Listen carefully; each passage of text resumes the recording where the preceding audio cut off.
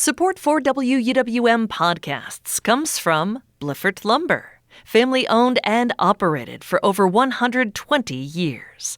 Bliffert serves contractors and homeowners across Milwaukee and southeastern Wisconsin.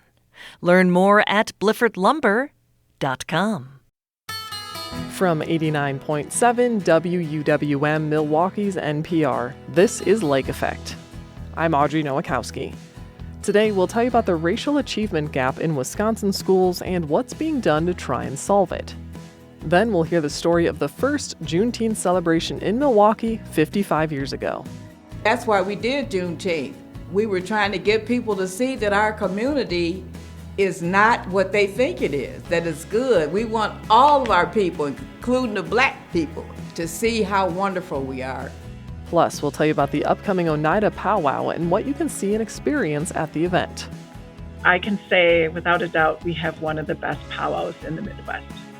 All that's coming up on Lake Effect.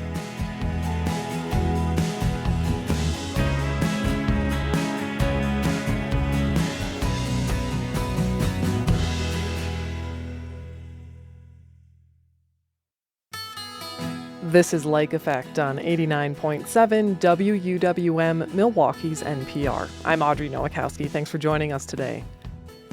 In the last few decades, the gap between how white and black students perform on tests has been narrowing on the national level.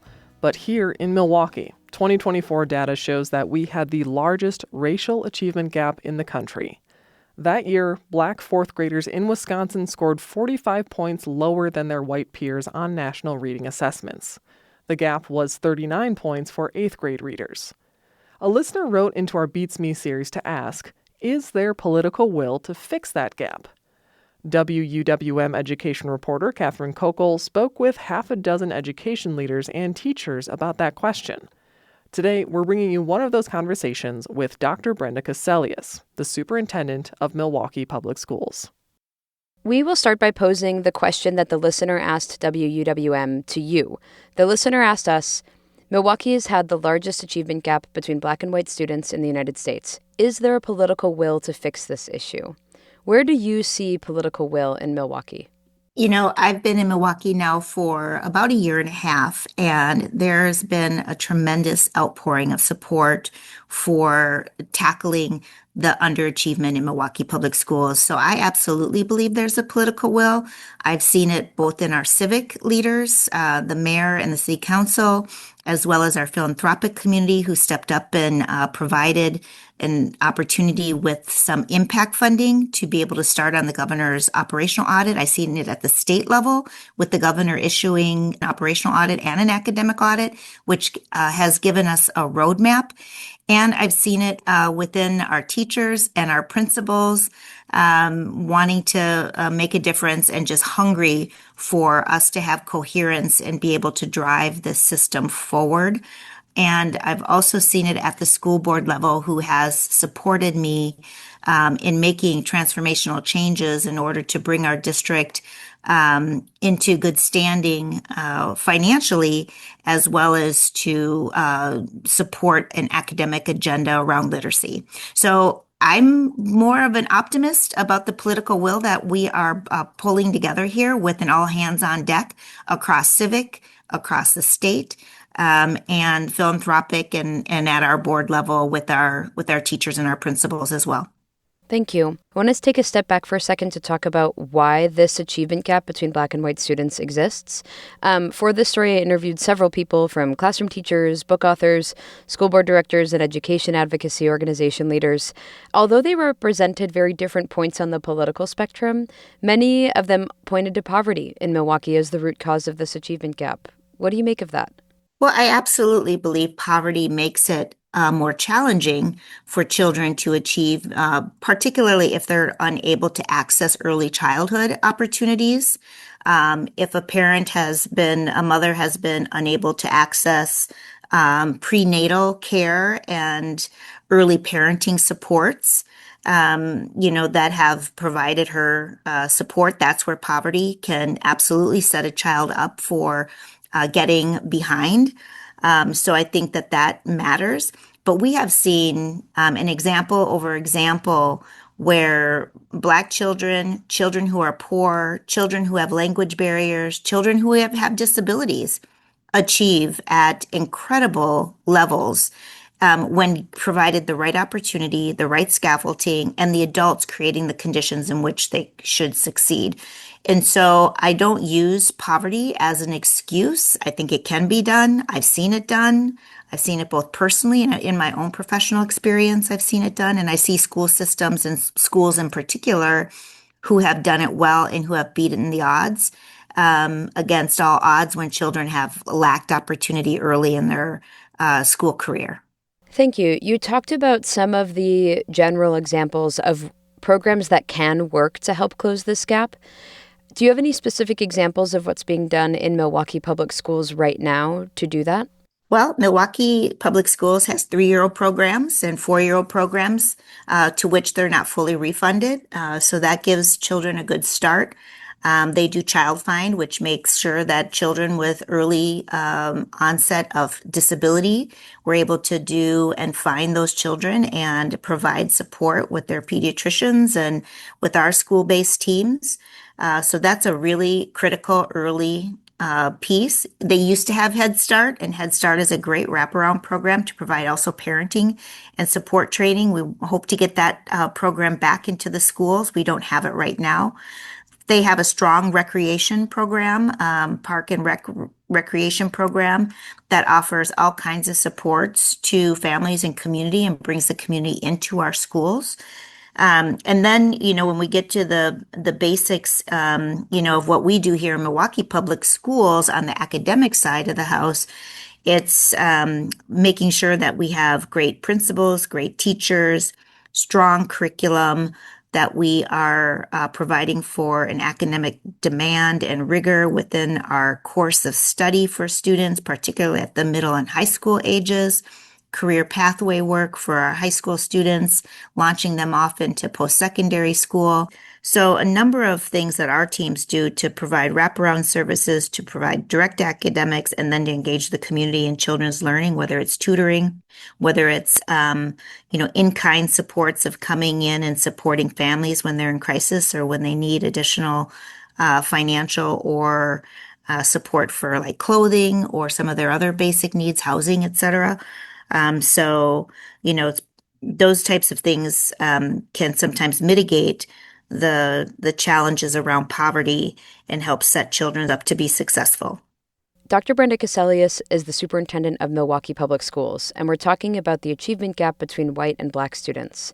So MPS has several targeted programs to support students. We were just talking especially about some of the early childhood education programs, but I'm also thinking about on the older end, there is the Black and Latino Male Achievement Program. How does that impact a child or a teenager's test score? I mean, these achievement gaps are literally measured by test scores on the National Assessment for Educational Progress. So how do these kind of social and emotional support systems impact the score that a child gets on a test?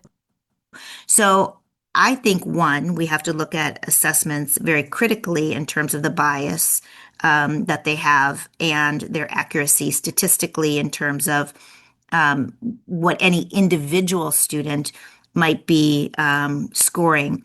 I think we use them to make more generalized assumptions about students' learning generally in the overall implications of whether students in a large cohort are making or not making grade level standards. But when they're used to predict individual students or used for high stakes, that's more inappropriate in terms of these assessments. And I don't think that most people know that. And so that's where the challenge comes in, because when you're trying to move the Black-white student achievement gap, you need to be looking individual by individual, school by school. It has to be that precise. And test scores aren't necessarily, and often aren't, the best measure of that performance. What's a better measure of that performance is actually that student's work on course assessments that are given by the teacher. to really gauge whether they're making progress toward grade level standards rather than the once a year forward test, for instance, that's given to all students across the state, which is much more of an aggregate type of measure, or even a more difficult measure and even further removed from the individual, the National Assessment of Educational Progress, which only samples some students and not all students within a district. And I don't think that the general public understands that as well. I want to go back real quick to the Black and Latino Male Achievement Program because it's one of several that the district is actually restructuring into an equity department. 34 positions will become 8 after these budget cuts. What do you make of your commitment to serving these students while also restructuring into a centralized equity department? So we have probably the largest Black-white student gap, across the nation. I know certainly our students are scoring, particularly our Black students are scoring in the 0 percentile. So that strategy was not working for us. They would get into a handful of schools. We have 139 schools. We need them in every single school. So we moved to a district-wide team, a leadership team that then would drive support systems and strategies and build capacity at the school level. Just like I said earlier, you have to be at the individual student level, the individual school level in order to move the achievement gap. You can't just be in some schools to move the whole district. You need to be in all of them. And so we're creating school-based teams. So we're actually increasing the capacity to be a more system-wide approach rather than just an approach that is only getting, some kids and not all kids. I wanted to talk to you specifically about this, not because these achievement gaps are just like all laid at the feet of public schools in Milwaukee. We have almost as many students being educated out of public schools as we do in public schools in our city. So even these metrics referencing Milwaukee as a whole are happening in addition to MPS-specific reports. I bring up that finding because 22 of the 50 lowest performing schools are on the north side of Milwaukee. Not all of those are public schools. 17 of them are public schools. But I want to share a quote from a conversation I had with Celestin Morgan of the Pro-Choice and Charter City Forward Collective. He said that metric of low-performing schools means that, quote, we cannot solve these challenges just by looking to Milwaukee public schools. And we can't solve these challenges without Milwaukee public schools. How do you respond to that? I think it's a great reflection of the reality on the ground. Milwaukee and the state of Wisconsin has chosen to engage in a choice system for families. And unfortunately, that hasn't panned out the way that I think that they had hoped it would, which is like an incredible amount of higher achievement for Black children or poor children or children who are not yet mastering the English language or children even with disabilities. And what we see is, I think it has created more instability for families and children who move from one system to the other system back and forth. I think it also has diffused the revenue landscape to be able to concentrate services within one type of system. And I think that it has also provided for different types of opportunities for children and created greater disparity among the different types of schools. There just needs to be a much more coordinated effort around the children of Milwaukee, regardless of what type of system you go to now, since the city has chosen it, to ensure that there is a compelling political will, that there is, instructional materials in all of our schools, that teachers are in our classrooms and they are permanently licensed, and that we are focusing on holding families accountable for sending their children to school so that their attendance is 95% or better, which is a huge problem to achievement. We can't educate children who aren't there. And then as a city, wrapping ourselves around all of our nonprofit community, our philanthropic community, our civic community to ensure that time out of school is well spent, safe, and engaging for children. Dr. Brenda Cassellius, Superintendent of Milwaukee Public Schools, thanks so much for speaking with me about this today. I appreciate it. Thank you.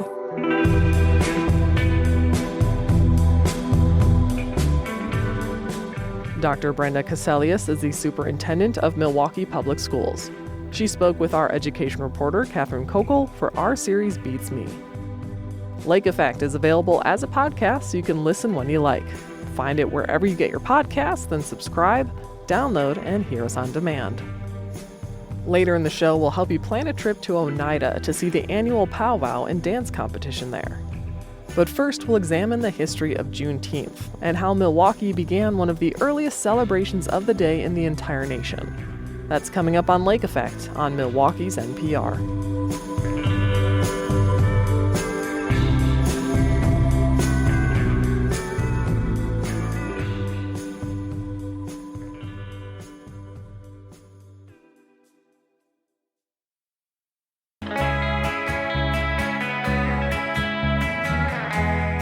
You're listening to Lake Effect on Milwaukee's NPR. I'm Audrey Nowakowski. Juneteenth is a holiday commemorating the day in 1865 that enslaved Black Americans in Galveston, Texas were told they had been freed. The announcement came 2 years after President Abraham Lincoln signed the Emancipation Proclamation, a document that freed slaves in all states. Juneteenth became a federal holiday in 2021 and an official City of Milwaukee holiday in 2022. But Milwaukee has been celebrating long before then. In fact, we have one of the longest-running Juneteenth celebrations in the country, and this year marks 55 years. WUWM's race and ethnicity reporter, Taryn Powell, is joined by Dr. Robert Baker to talk about the history of Juneteenth. What do you know about how those early celebrations looked? Yeah, it was a celebration of food, singing, and joy. I mean, obviously, a year after slavery, people weren't rolling up in the Harley Davidsons or on their motorcycles or coming out in super fancy clothes, but it was a time of remembrance and hope. And so that first Juneteenth day, which is this June the 19th smashed together, that first Juneteenth day kicked off a cultural practice that started in the South and, really pushed throughout the South, throughout and the North after the Great Migration. In 1971, in Milwaukee, we have our first Juneteenth celebration. So I can imagine it was a time of hope and love. Mm. And so you mentioned just that those celebrations traveling from the South to the North, and Milwaukee has been one of the cities that I believe has one of the longest Juneteenth celebrations. What do you think that says about Milwaukee, that this festival has been able to succeed this long? Yeah, I mean, the beautiful thing about Milwaukee is that we have a lot of love, hope, and pride and connection to our Black culture. And even though African Americans didn't start moving to Milwaukee until the late 50s, what you see by 1970s is an explosion of our Black community. And so as African Americans were coming north, they settled. This is one of the best places in the country for Blacks to be. And so I think it was a celebration of hope, freedom, but also about Black success. Mm. So I think we still have a lot of successful, freedom-loving Black people, and we're going to show up on King Drive until we can't. Absolutely. So Juneteenth finally became a federally recognized holiday in 2021. Joe Biden signed the Juneteenth National Independence Day Act into law. And, that was thanks to some Black women like Opal Lee and Lula Briggs Galloway and other supporters who just really advocated for years for that to become a reality. What do you think is the significance of this federal acknowledgement? Yeah, I mean, the last federal holiday was in 1993, and it was Martin Luther King Day. And so we fast forward, over 30 years, and we have Juneteenth Day. And I think it's about a statement by the federal government that African Americans are just now finally getting acknowledged. Their history is just finally getting acknowledged. And while we're grateful for President Biden for passing this holiday, it shows that Black people in this country have to struggle to get acknowledged. Shouldn't have taken that long. Mm. And so why do you think it took till 2021 for Juneteenth to be federally recognized? I think it took so long for Juneteenth to be recognized because even though a lot of our population has moved on and has acknowledged that racism and racial oppression is something that is still exists today, there are many leaders who want to hide from our past. And even today, we're seeing a lot of people sort of put down Black history and some of the critical thought that's connected to it. And so I think there's a resistance to acknowledge that African Americans have a different history in the United States. July 4th, 1776, many of us were still in bondage. At the end of slavery, 4 million Black people are still enslaved. And so it was a resistance and the slow moving nature of accepting our story. But, Black people, we turn up. And so we know what happened in 2021. Absolutely. And that's actually what my next question was, is like those events of 2020 with George Floyd being killed and the country having what some called a racial reckoning. You think that helped push that effort for federal acknowledgement? Yeah, I think that if there had not been the resurgence of the Black Lives Matter moment and movement that took place after the death of George Floyd, I don't think President Biden would have set the federal holiday. And, Frederick Douglass, our great ancestor, said that there is no progress without struggle, and so I think that every time Black people and our allies and people who are concerned about racism and oppression step up and use our voice in unison, that's when we get stuff done. So I'm really harping on this federal acknowledgement. As with any major holiday, you have companies, for example, that would try to capitalize off it, right? You have the sales, the slogans, social media messaging. Sometimes that really just looks like lip service to some people. Considering that, do you worry that the true meaning of the holiday might be lost because of things like that? Yes, I think that we're in this phase in which it's becoming apparent that corporate America is grabbing onto Juneteenth and sort of what some people might say commodifying it. And I do think we have a danger with any holiday with just using it as a time to sell goods or tell surface level stories. So I do think that we need to be concerned about that. But I do also believe it's a time for Black people to get in where we fit in. Over the last 2 years, I've been approached by corporate institutions and nonprofits that had never considered talking about Juneteenth, and they brought me in to talk to their staffs. And I know that I'm not the only historian doing that. I know there are a lot of leaders that are sort of being more thoughtful. And so, yeah, this is America. We like to sell products, but I do believe that more good will come from this than anything that's bad. Okay. Well, that's good to hear. If we have those companies like you're talking about and just people in general who are serious about acknowledging the day, beyond a day off, how can they truly share that they care about this holiday or care that the holiday commemorates Black people's liberation? Yeah, I mean, I believe that there will be a lot of people who would continually just get off, and do their thing, not pay 1 second of attention to Juneteenth Day. But if you're an ally or a parent or someone that's concerned about the state of the country or the world, I really encourage you to check out the great books that are online about Juneteenth. There's great YouTube videos, important Wikipedia pages. And I would ask that you spend at least a moment reflecting with your children or your loved ones and tell a story about how a group of people who had been in bondage really turned up for the entire country. After slavery, former enslaved people started memorial days. They started private schools. They started public schools. They built roads and railroads. And so much of our history is taught through the lens that Black people have these pathologies or problems. But when we look at those formerly enslaved people, they showed up with joy and love.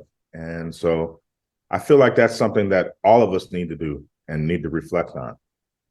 So I guess my final question, we talked about this nation really there being some resistance to acknowledging that Black folks have a different history in this country.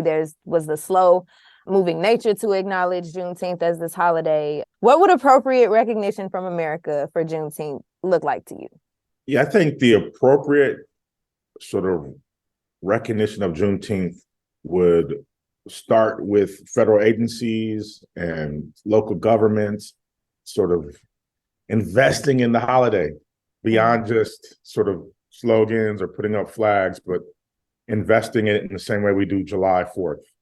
having park resources, neighborhood resources that allow people, Black people especially, to celebrate their connection to this American story. I feel like because there's been this slow recognition, many of us to this day don't feel like Americans fully. And so if Black people are going to be at the center of the conversation and not at the margins, we need to invest. And I feel like there are states like California that are looking deeply at reparations and things like that. And I'm not sure where that conversation is going to go, but I do know that there's a lot of heavy baggage that all of us feel because of slavery. And the more we look at it head in the face and acknowledge it, the better our country will be. I want to leave space for you to share any final thoughts that you have. Yeah, I appreciate you putting a spotlight on Juneteenth. I think Milwaukee's Juneteenth Day is especially important and magical.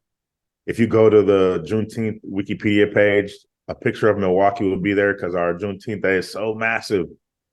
And so I appreciate that. I appreciate anyone paying attention to Black history because it's American history. And we can never forget the path that this country is taking to get here today. Well, Dr. Baker, thank you so much for having this conversation with me. I really appreciate it. Appreciate you. Thank you.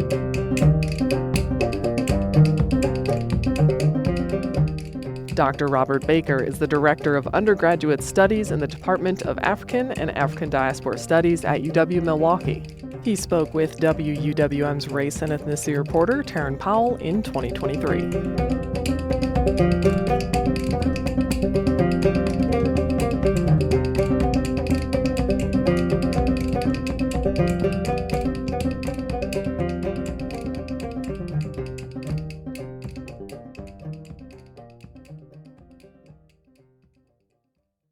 Milwaukee's Juneteenth celebration is thanks in large part to community leader Margaret Henningsen and Northcott Neighborhood House, which put on the first Juneteenth celebration in 1971.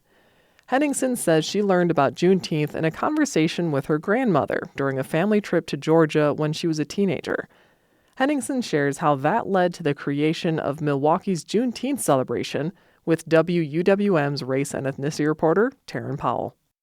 So fast forward to 1971. I'm now working at Northcott as the head of their Head Start program and as a community organizer. I'm also serving on the board of Northcott Neighborhood House. And Northcott Neighborhood House was part of a whole system around the country of neighborhood houses that were programs that were designed to help underserved communities. And the organization that ran all the neighborhood houses around the country was primarily people who were white. But there was a man named Lucius Walker who came here often. He was the first executive director of Northcott. He was amazing. And I want to kind of say maybe he was one of my early role models and mentors. We were having a staff meeting. There were about 17 people in that room that worked at Northcott. And our executive director at that time was Jimmy Givings, who was like a mentee of Lucius Walker's. And he said, so it's a shame that we see all these people fleeing. 3rd Street used to be full of businesses. Gimbel Schuster's was there on, anchoring this one corner. And there were all kinds of other businesses. Anything you wanted, you went to 3rd Street first and you could find it. It was mostly white business people. The area around 3rd Street was all homeowners on both sides. And those people were fleeing the neighborhood in droves. So Jimmy said, what we need to discuss today is what can we do to make 3rd Street a more vibrant street, to engage our people in participating in what's happening here in the city of Milwaukee, and continue our fight for what's rightfully ours. All of a sudden, the incident with my grandmother just popped up in my head. So I said, my grandmother told me one time that there was some kind of document out there that said we were free and that people celebrate that. Does anybody in here know anything about Juneteenth? Not one hand went up. Not one. Not even the 2 people who were from the South. I said, why don't we have a Juneteenth celebration? So after I explained what it was, Jimmy said, wow, that's a great idea. He said, is it like a festival? I said, well, I'm going to have to do some research because I haven't thought about this since I was 14, maybe 13 or 14 years old. Isn't that something? I'm getting goosebumps talking about this. How that just popped up in my head all of a sudden. Why don't you have a Juneteenth celebration? And boy, oh boy, was I shocked when I started looking it up. I asked my parents. Nope, they never heard of it. My grandparents, nope, they never heard of it. From Tennessee, of all places. And then I asked a friend of mine, she was living in Texas. She said, oh, Juneteenth. She said, yeah. She said, girl, in Galveston, they celebrate that every year. I said, can you find me somebody from Galveston to talk to? So I was trying to pull all this information together so I could go back to the next staff meeting and say, this is what we have to do. So when I got back, I said, there's only a very few cities that celebrate, and Galveston, Texas probably celebrates it more than anybody else. So I said, I figured I need about 5 or 6 of y'all to form this committee with me to try to have a Juneteenth celebration here in Milwaukee. Silence, no hands went up. Finally, one of my close friends from Northcott, Jan Kemp, she said, oh, Margaret, where do you come up with all these crazy ideas? But she said, I'll help you, I'll volunteer. What did your research look like? We could only find a few places we knew of that were actually outwardly celebrating Juneteenth. Some people from the South who were familiar with this said that a lot of Juneteenth celebrations were sort of incognito. You know, it was a church picnic, I'm making quotation marks, or a family reunion. But very few people who celebrated Juneteenth who were from the South actually said it was a celebration of their freedom.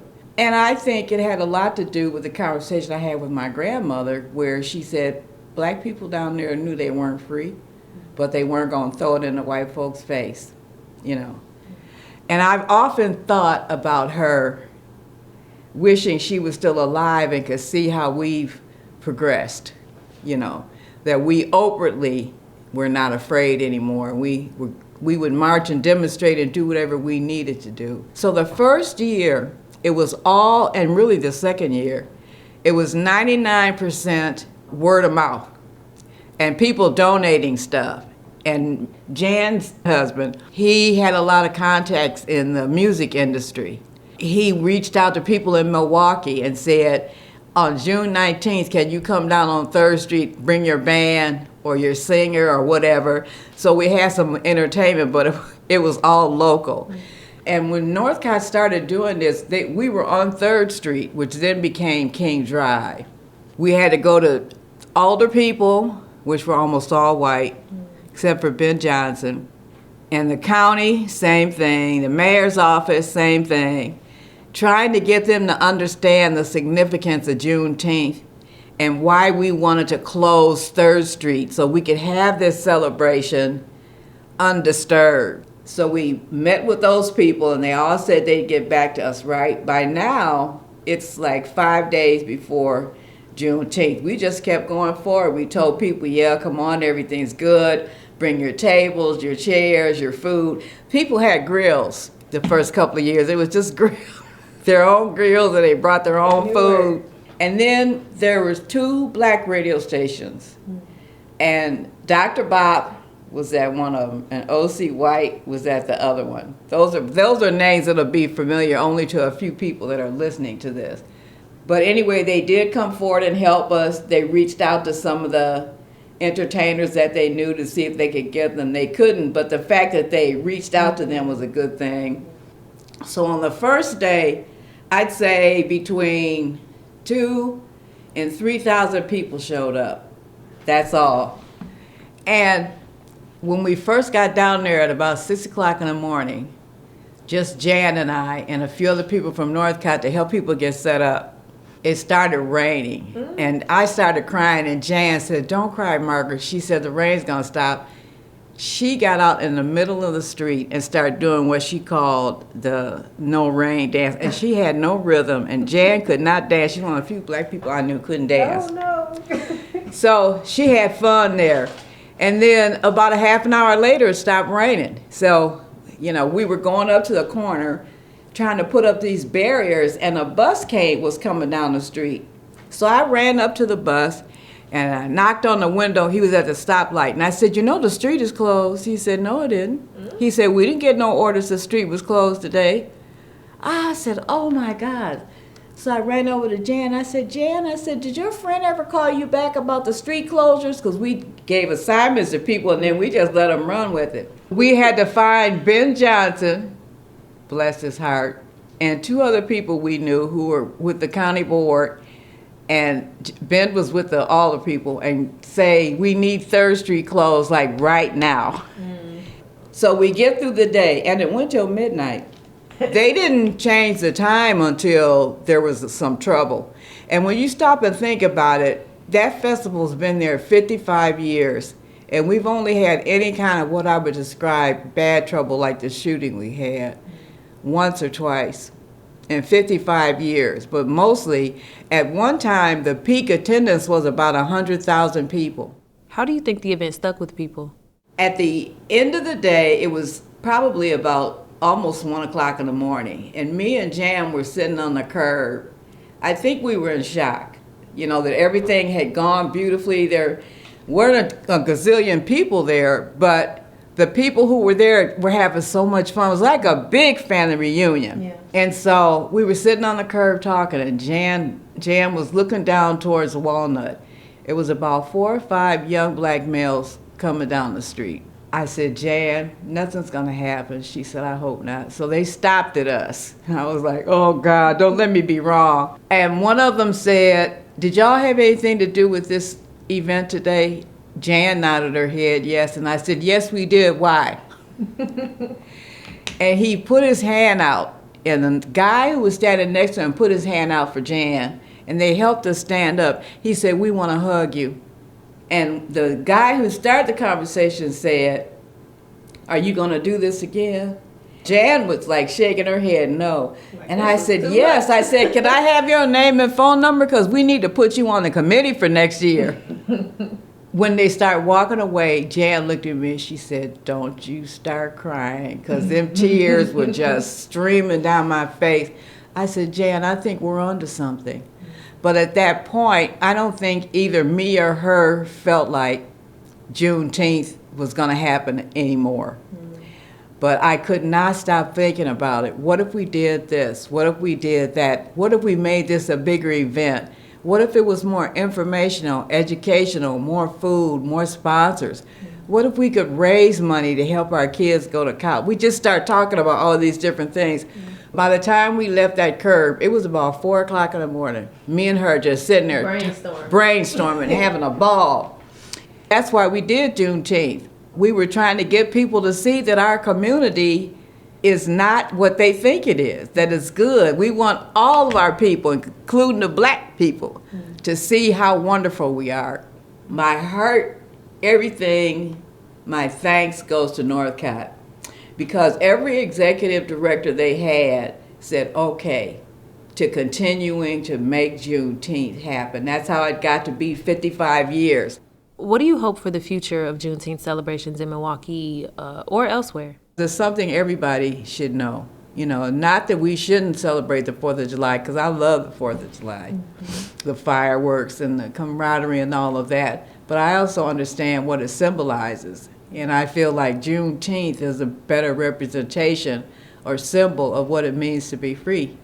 And I would like for the whole focus of Juneteenth to get larger and larger until black people do feel like they're completely free.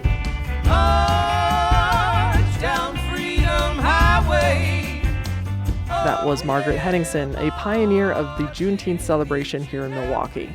She spoke with WUWM race and ethnicity reporter Taryn Powell. We'll take one more break, and when we return, we'll tell you about the upcoming Oneida Pow Wow and help you plan a trip to see the dance competition. That's next on Lake Effect on WUWM.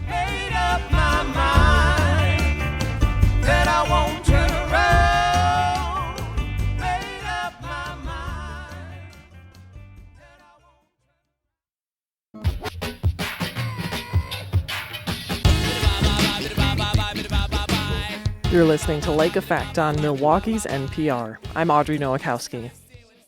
The annual Oneida Pow Wow is coming up at the end of June. The Pow Wow draws 10,000 visitors to Oneida to experience traditional music and dancing. Visitors can soak in Oneida culture from native food and artist vendors at the 3-day event.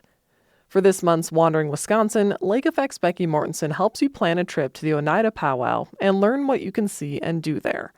She's joined by Oneida Nation's Marketing and Tourism Director, Michelle Anderson Danforth, and Amanda Weibel from Travel Wisconsin.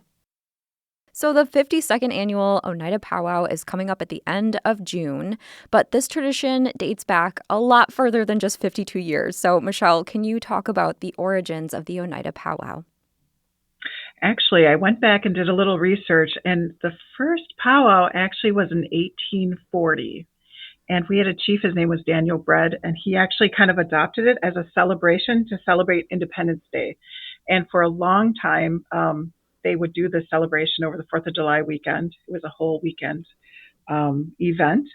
And then it kind of went away for a while. And then the powwow ended up resurging in the 1970s. We actually would host it at our local civic center. And then eventually it moved up the road to the Norbert Hill Center, where it is actually goes on today. All right, and this event will kick off with a grand entry. Can you describe what that will be like? Sure. Well, for the Oneida Pow Wow, which happens on the 26th, 27th, and 28th, on the Friday night, our grand entry is at 7. On Saturday, it's at 1 o'clock, and then 7 o'clock, and then Sunday, it's at noon. And basically, grand entry is this spectacular part of our powwow where all the dancers come into the dance arena, and they're led off by the veterans. We have our royalty. We have lots of visiting royalty from different Native communities from across the country. And then all of the head dancers and all the dancers file in. And what's really spectacular is we get over like 450, 500 dancers, and they're all in this central dance arena. So the people that come to visit, it's a great opportunity to see all the different style dancers, all the different style regalia that everyone wears, and it's a really great time to be there. So a few hundred people are participating in that grand entry. So talk a bit about what goes into the planning and preparation for this event each year. It takes a lot to really prepare for the entire year because it's everything from the regalia that you wear. And if you get up close and personal to some of our dancers, like the beadwork is just exquisite. And it is just these amazing designs, and it's a lot of beadwork. So doing all the preparation for not only traveling to the powwows, but then also prepping yourself for being in competition, it's literally it's year long. It's a year-long process. So on the tourism side, we literally start planning as soon as the powwow's over. So within 2 weeks, we're having a meeting on, well, what could we do better? How could we improve our guest experience? It's everything from the bleachers to the giant LED screens to all of our head staff. It's everything. And I can say without a doubt, we have one of the best powwows in the Midwest. Absolutely. You mentioned the competition aspect of the powwow with over $160,000 in prize money up for grabs. So can you share how that works? The $160,000, it's a lot of money, but we have a lot of different types of dance categories. So what happens after grand entry, and then they'll do a few exhibitions so people can see the different styles of dance, is that we do break into these categories. So it may be men's traditional, men's grass, smoke dancing, fancy dancing. So we have all these different styles for both men and even the women. So there's different styles. And what we do is we break each of those categories apart. And so we may have where it's senior men's traditional, and you will only see them dance. And then it'll be, just the men's grass or just the men's fancy dance. And what's really cool about it is that you really get to see each of the style of dance while you're there hanging out, having some food, or hanging out with your family. So that part of it is really is pretty spectacular for visitors who want to come to the powwow. When people arrive at the powwow, there are vendors. Can you share a little bit more about what people can check out there? When a visitor actually comes to the powwow, what's really cool is that when they walk into the powwow grounds, there are over 40 craft and jewelry, all different types of vendors. We also have a wide variety of food vendors also that people can eat at. Specifically, my favorite is I love the jewelry. I can't go a year without buying some sort of piece of jewelry. So when I get on the grounds on the Friday, and of course we're working, but I'll go and do a quick peruse. But there's just so much to see and there's so much to walk through. I mean, even the food vendors, mm, I love the food vendors. So, because for us, we're running around like crazy, so you have to grab food when you can. So, my favorite though is the Indian taco. I love the Indian taco. I know I'm not supposed to eat the Indian taco, but I still love it, and I will eat it during that weekend. Okay, besides Indian taco and jewelry, do you have a favorite part of the powwow? So, my favorite part of the powwow, honestly, is watching the people and the kids run around, and everyone is so happy. For my entire life, I have gone to the powwow pretty much every single year, and so on our grounds we have a nice hill that you can sit on and bring your blanket and you can watch.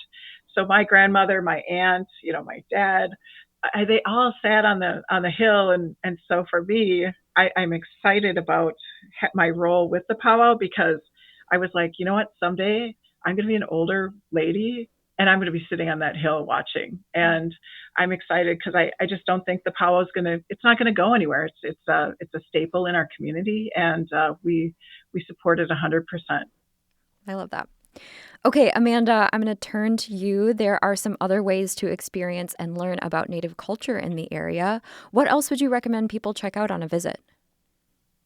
Yes, there really are so many opportunities. It's going to be easy to add one more. You'll likely want to add many more tribal tourism activities to your itinerary. Certainly, one to check out is the Oneida Nation's new cultural center that opened just this June. The name in Oneida means precious waters, and Michelle was helping me with this, so we'll see how I can do. It's the Ganeganolo Cultural Center, which means precious waters in Oneida. So Gane Ganolu. Gane Ganolu. Say that 10 times. It's such a significant expansion from the previous museum. There's so much to check out, lots of new artifacts that are on display, amazing interactive exhibits where kids or kids at heart can touch and explore. And they also have a really beautiful community gathering space and fantastic gift shop. Another option, if you want something hands-on, consider a visit to Aquaqua Farm. The owners, Becky and Steve Webster, are so welcoming, and they really started this farm from the ground up as a way to preserve and share traditional heirloom Haudenosaunee ingredients and foodways. They have a number of events planned for the summer. They've got great classes and skills like corn pounding and berry basket making, and they have these open house community drop-in events. So check out their website and social media for lots more details. And if you're in the area on a Thursday, make sure you check out the Oneida Farmers Market. They have over 35 vendors, and you can find a wide variety of produce, flowers, crafts, food. Michelle told me that the local honeykeeper and kettle corn can't be missed, so you might find her in line on those stops. All right, Michelle, if someone has never attended a powwow before, what is something you'd want them to know about the Oneida Pow Wow? To come early. So if grand entry is at 7 p.m., you probably want to get there about like 6 o'clock because there is traffic. We do get a large inflow of visitors that are coming, and definitely bring a blanket with you. We have a hill where you can throw your blanket down and sit and watch. And then we also have bleachers. So we have like a lot of seating. We've been working on that over the years to make sure that there's ample seating for everyone who wants to come out. The other thing is, like, if you want to take a picture with a dancer, just ask them. That's one of the things that we do ask is that you're respectful for the dancers, but they love getting their pictures taken. The other thing is right before grand entry, we always do this opening prayer, and they ask people or honor songs, and they ask people not to record, during those times, and to be very respectful, because we always have elders who are giving us these great words of encouragement, and so we always want to be really mindful that we're being very respectful for them and not to be on our phone. But other than that, it's like, come, enjoy. There's food, there's lots of things to buy and experience, and it's just a really great experience, something that you'll remember for many years to come. All right, all very good advice. Well, Michelle and Amanda, thank you so much for joining me for Wandering Wisconsin. Thanks for having us. Yes, thank you very much for having us. I appreciate the experience.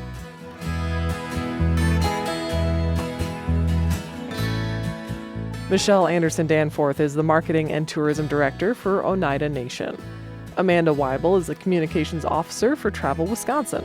They both join Lake Effect's Becky Mortensen for this month's Wandering Wisconsin. And that's Lake Effect for today. I'm Audrey Nowakowski. Joy Powers, X-Grit Nunez, and Sam Woods join me in producing Lake Effect each week with help from Graham Thomas. Becky Mortensen is our executive producer. Emily Files helps edit the show. We also heard from Catherine Kokel, Susan Bentz, and Taryn Powell from the WUWM News Team this week. Jason Reevy is our studio engineer. Valeria Navarro-Viegas is our digital operations manager. Trapper Shep wrote our theme music. If you've missed any of Lake Effect this week, remember you can find all of our conversations at WUWM.com. If you'd like to take us on the go, just download the Lake Effect podcast wherever you listen to your podcasts. Join us again on Monday at noon for a special edition of the show. We'll recap our series on Milwaukee's socialist mayors. Thank you so much for joining us today, right here on listener-supported 89.7 WUWM, Milwaukee's NPR.